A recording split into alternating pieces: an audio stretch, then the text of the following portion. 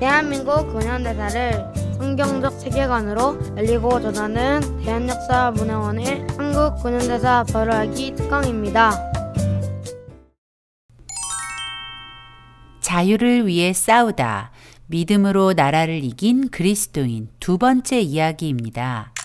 조선 총독부 군참 보고서에 의하면 일본은 한국교회를 조선 통치의 암적인 존재라고 정의했습니다. 때문에 원활한 조선 통치를 위해 갖은 방법을 동원해 한국교회를 무너뜨리려 했죠. 한국교회를 와해시킬 비장의 카드 중 하나가 바로 신사참배였습니다. 신사참배란 일본이 천황숭배를 위해 세운 신사에 참배하는 것을 말합니다. 기독교인의 신앙 윤리로는 도저히 용납될 수 없는 일이었지만 일본은 신사참배가 국가적 의식이라고 강조하며 학생들을 동원하고 집에서도 심지어 교회에서도 일본 천황이 있는 동쪽을 향해 절을 하는 의식, 즉 궁성요배 또는 동방요배를 강요하기에 열을 올렸습니다. 이것은 일제시대 당시 예수교 장로회 주보인데 경악할 내용이 기록되어 있습니다.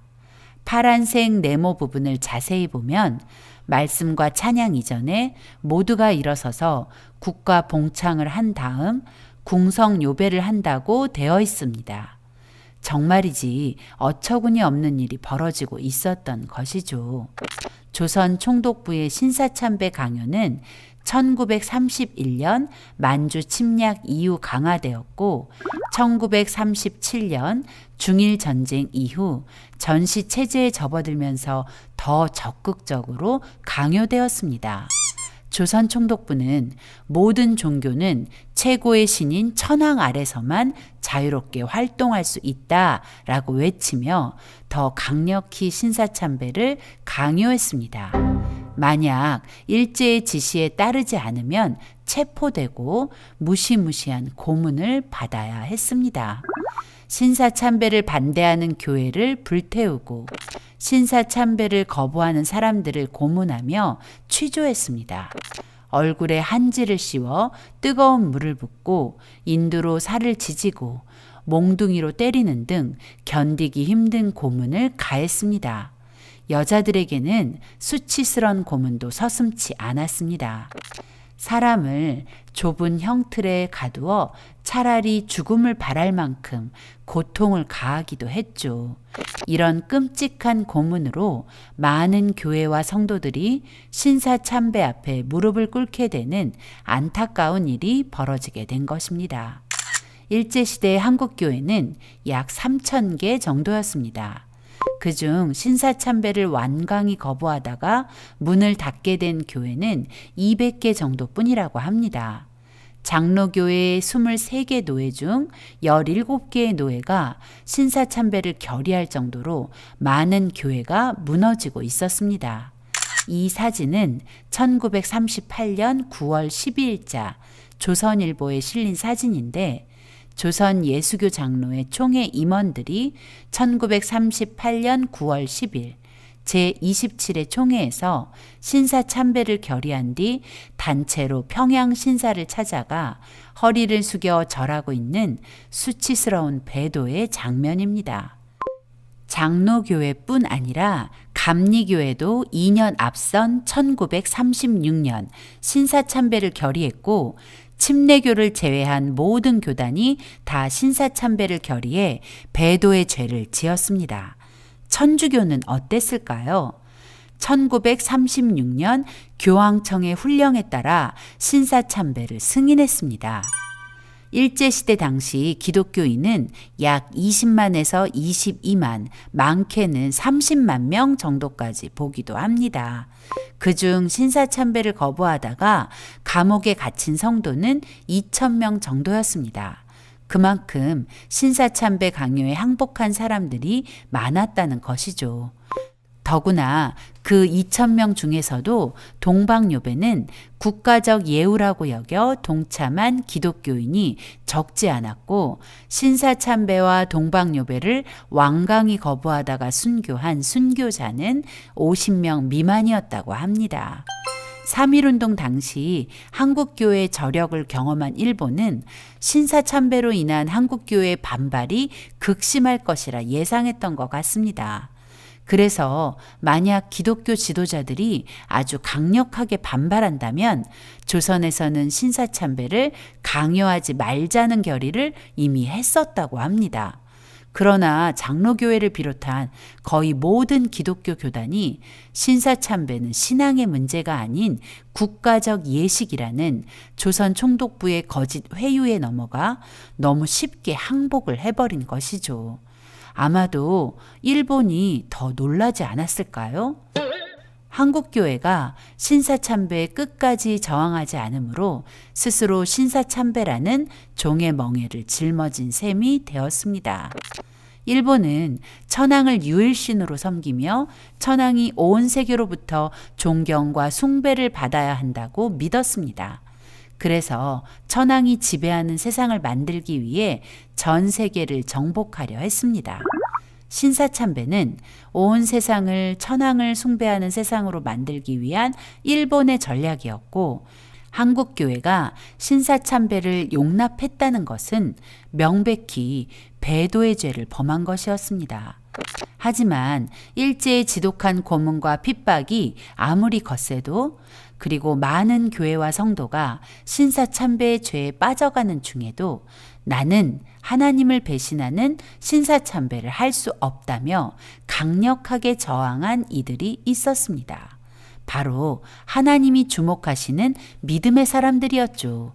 지금부터 신사참배를 끝까지 거부하고 신앙을 지켜 믿음으로 일본을 이긴 사람들을 만나보겠습니다. 박봉진 목사님은 신사참배를 거부하다가 순교한 성결교단 최초의 순교자이십니다. 박 목사님을 떠올리면 가장 먼저 떠오르는 말은 바로 예수 밑에 천황입니다. 박봉진 목사님은 철원에서 목회를 하던 중 신사참배를 거부해 투옥되었습니다. 일본 경찰이 박 목사님에게 신사참배를 거부하는 이유를 물었습니다.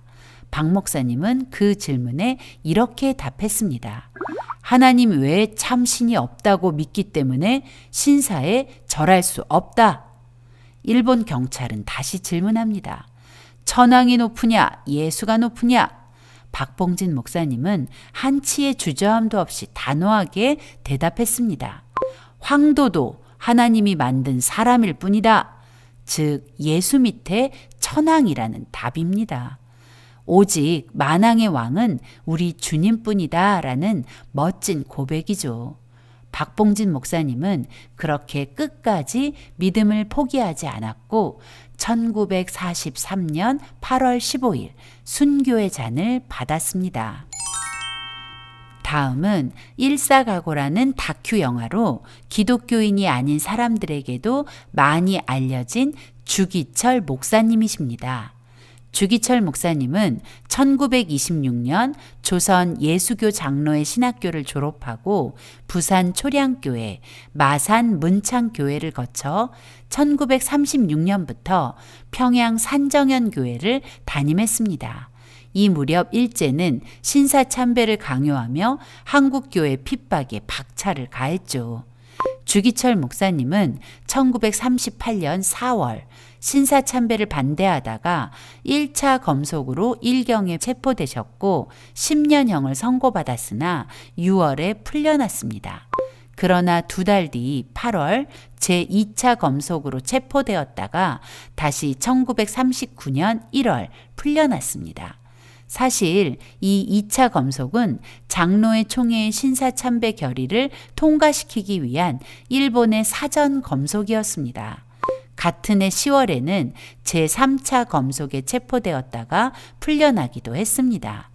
그리고 1939년 12월 19일 불법 총회로 결의된 조선 예수교 장로회의 평양 노회로부터 신사참배 결의에 따르지 않는다는 이유로 파면을 선고받았습니다. 그 참담한 소식이 1939년 12월 20일자 매일신보에 고스란히 실렸습니다. 문제의 목사는 파면하고 신사참배를 실현하기로 했다.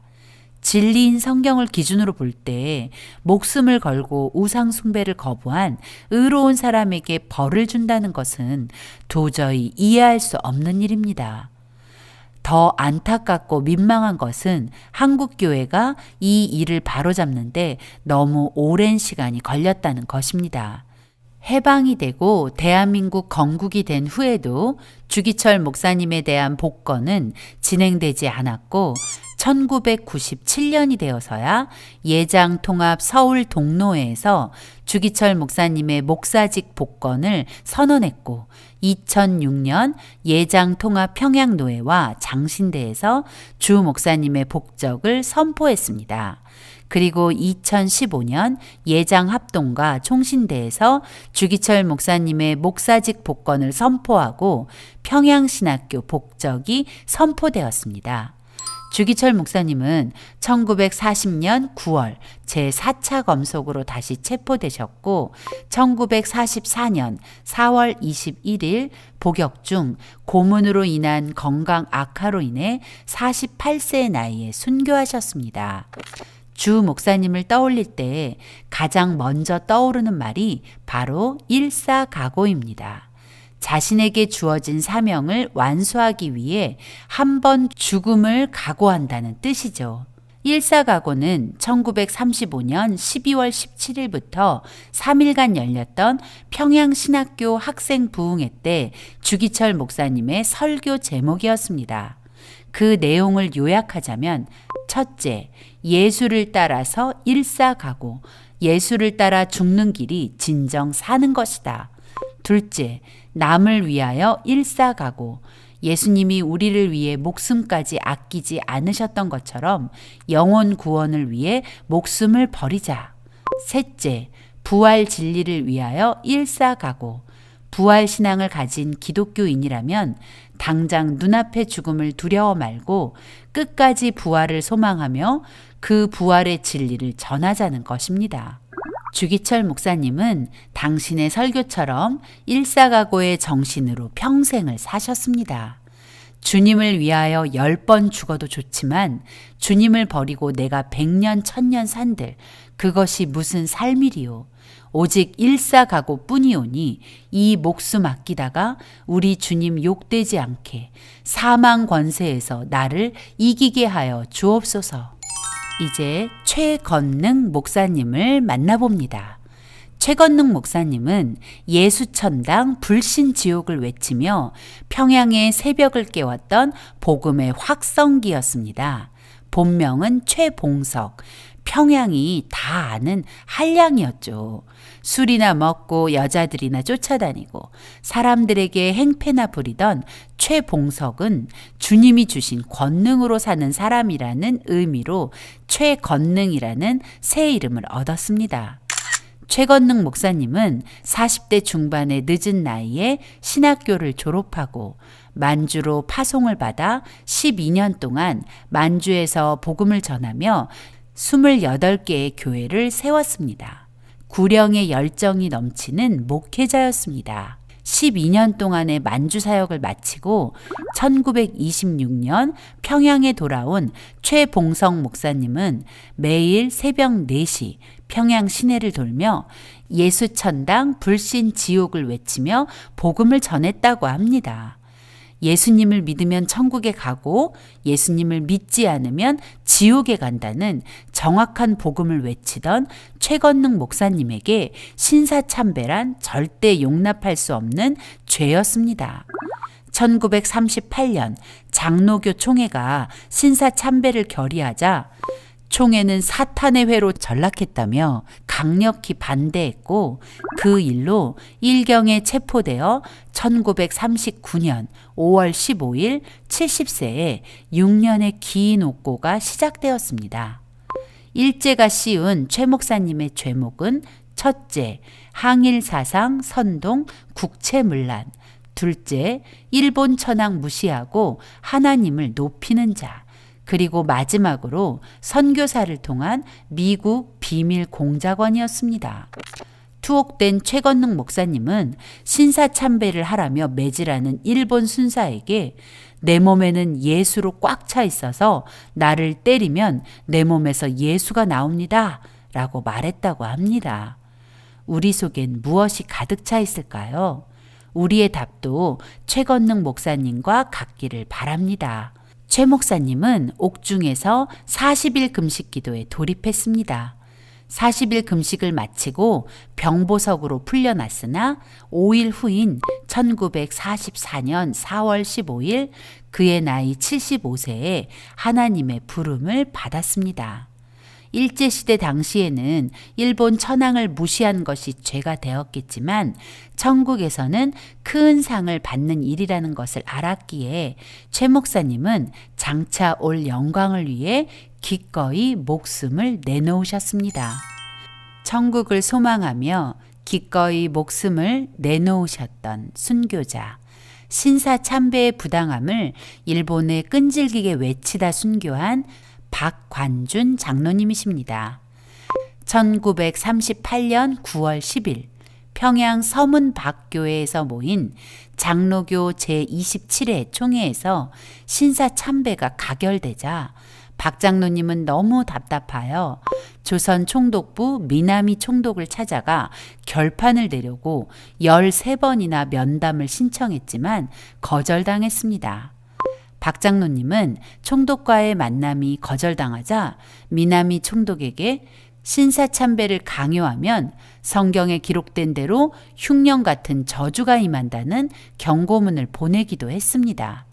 거기에서 멈추지 않고 1939년 3월 24일 보성여학교 교사였던 안희숙 선생과 일본 신학교에 재학 중인 자신의 아들 박영창과 함께 제74회 일본 제국의회에 방청객으로 가장에 들어가 2층 방청석에 앉아 있다가 신종교 법안이 심의되는 1시 48분경 성명서 뭉치를 뿌리며 일본말로 나는 여호와 하나님의 사명자이다 라고 외쳤습니다. 순간 일본 국회는 순식간에 난장판이 되었고 박 장로님과 안희숙 선생 그리고 박영창이 모두 체포되었고 평양 감옥으로 이송되어 약 6년의 옥고를 치르다가 1945년 3월 13일 순교하셨습니다. 박관준 장로님은 눈앞에 보이는 고통보다 하나님의 마음에 관심을 기울인 분이셨습니다. 사람의 삶이 주를 위한 삶이어야 온전하다는 것을 외치며 본인도 그렇게 살다가 예수님을 위해 기꺼이 순교한 것입니다. 박 장로님이 남긴 한시 하나를 소개하며 박관준 장로님의 이야기를 마무리하려고 합니다. 인생 유일사 하불 사어사 군독 사어사 천추 사불사 시래 사불사 생락 불여사 야소이 아사 아위 야소사. 뜻은 이렇습니다. 사람은 누구든지 한 번 죽는 일이 있는데 어찌 죽지 아니할 사람이 있겠는가? 그대가 죽을 때에 올바로만 죽으면 그 죽음은 죽음이 아니고 천추의 영원한 생명이다. 죽을 때에 죽지 않는다면 비록 살아서 낙을 누린다고 해도 죽음만 갖지 못할 것이다. 그 생명은 값이 없다. 예수님이 날 위해 죽으셨으니 나도 예수님을 위해 죽겠노라. 이제 제주도의 복음을 처음으로 전한 목회자 이기풍 목사님을 만나봅니다.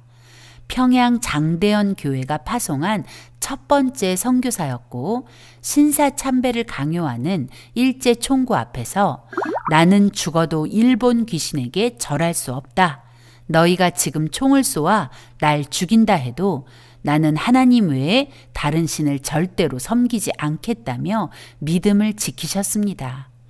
이기풍 목사님은 그렇게 주님을 위해 끝까지 신사참배를 거부하다가 1942년 6월 20일 순교하셨습니다.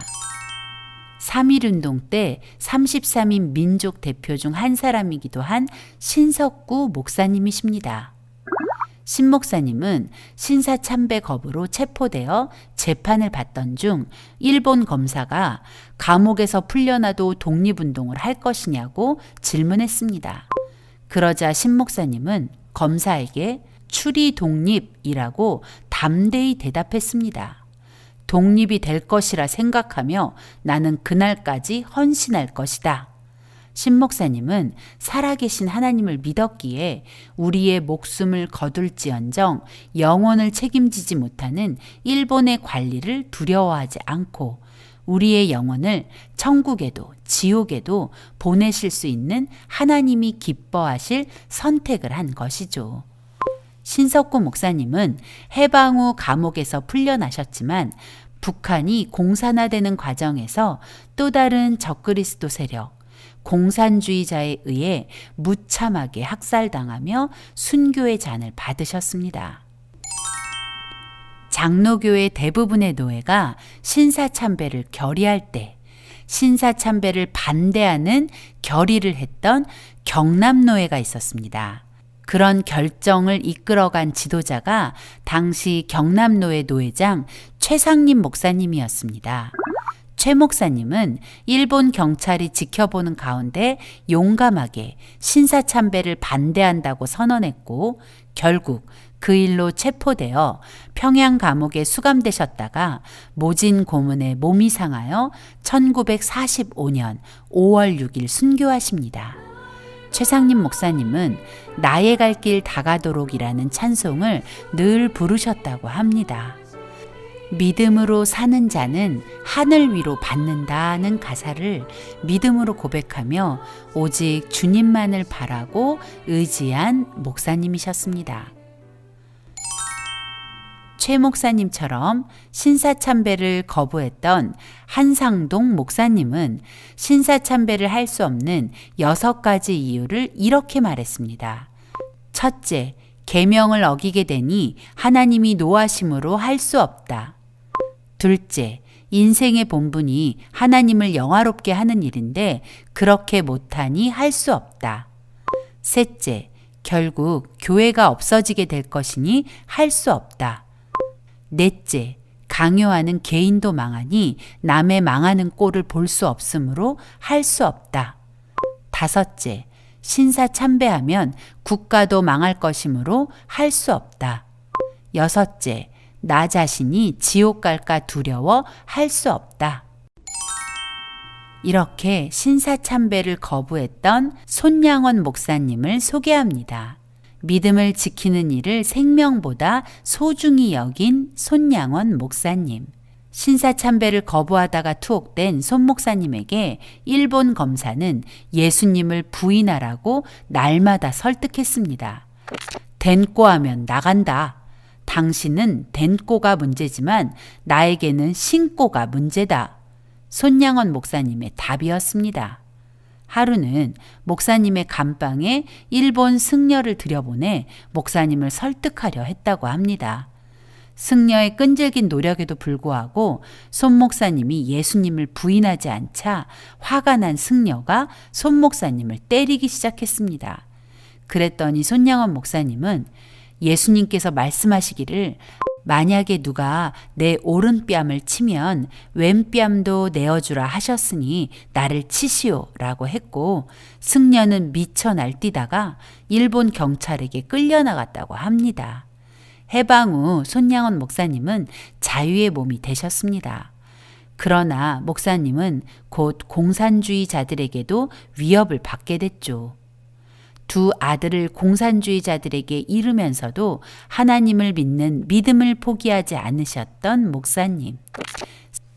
손양원 목사님은 1950년 9월 28일 6.25 발발 후 빼앗겼던 서울을 수복한 그날 하나님이 없다고 말하는 공산주의를 반대하다가 순교하셨습니다. 죽으면 죽으리라는 믿음으로 일본을 넘어선 안희숙 사모님을 소개합니다. 참고로 그녀는 당시 미혼이었습니다.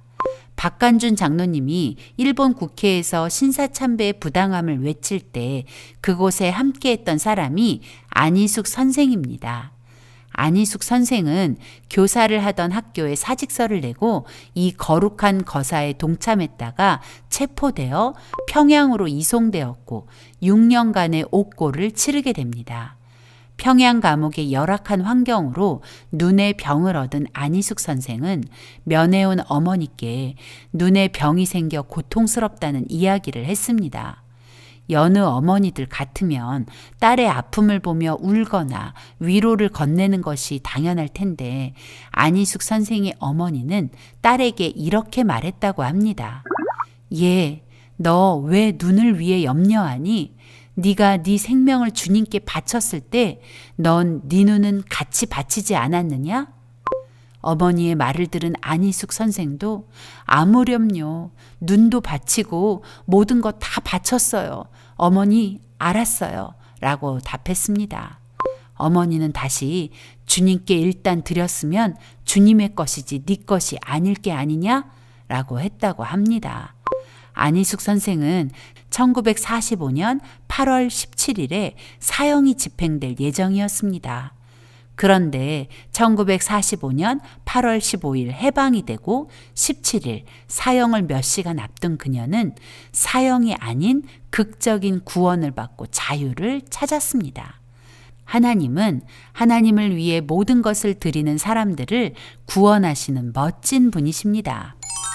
마지막으로 브루스 헌트 선교사님을 소개합니다. 브루스 헌트 선교사님은 1903년 평양에서 태어난 선교사 자녀였습니다. 부모님의 뒤를 이어 오직 하나님의 말씀에 순종하는 선교사로 조선의 성도들을 깨웠던 분입니다. 브루스 헌트 선교사님은 신사참배는 우상숭배이고 결코 성경적이지 않다라고 담대히 외치다가 1941년 체포되어 투옥되었고 그 다음 해인 1942년에 미국으로 강제 송환되었습니다. 그리고 해방 후 대한민국으로 다시 오셨죠. 얼마든지 피할 수 있는 고난의 길을 피하지 않고 죄와 담대히 싸운 선교사님의 그 희생은 대한민국이 위기에 처한 상황에서 회개를 촉구하는 소재가 되기도 했습니다. 인천 상륙작전을 앞두고 부산 초량교회에서 열린 2주간의 구국기도회에 회개의 불이 붙게 된 것이 브루스 헌트 선교사님의 신사참배 거부에 관한 이야기였고 그 이야기를 들은 모든 사람이 지난날 한국교회가 저지른 신사참배의 죄악을 회개하는 놀라운 사건으로 일어났던 것입니다. 이 사진 속 사람들은 신사참배를 거부해 투옥되었다가 해방과 함께 평양 감옥에서 풀려난 믿음의 사람들입니다. 이들은 8월 17일 출소하여 순교자 주기철 목사님의 사택으로 모여 자신들을 구원하신 하나님께 감사하며 이 사진을 남겼습니다. 이분들이 바로 믿음으로 나라를 이긴 그 사람들입니다. 다니엘서 7장 22절을 함께 읽어볼까요? 옛적부터 항상 계신 자가 와서 지극히 높으신 자의 성도를 위해 신원하셨고 때가 이름에 성도가 나라를 얻었더라. 우리가 일본으로부터 1945년 해방되어 자유를 얻은 이 기적 같은 일은 우리의 힘과 능력으로 된 것이 아니었습니다. 먼저는 거룩한 제사장 나라 건국을 위해 하나님이 행하신 구원의 역사였습니다. 그리고 하나님을 믿는 믿음으로 기도하며 강대한 나라를 이긴 하나님의 사람들의 역사였다는 사실을 기억해야 합니다.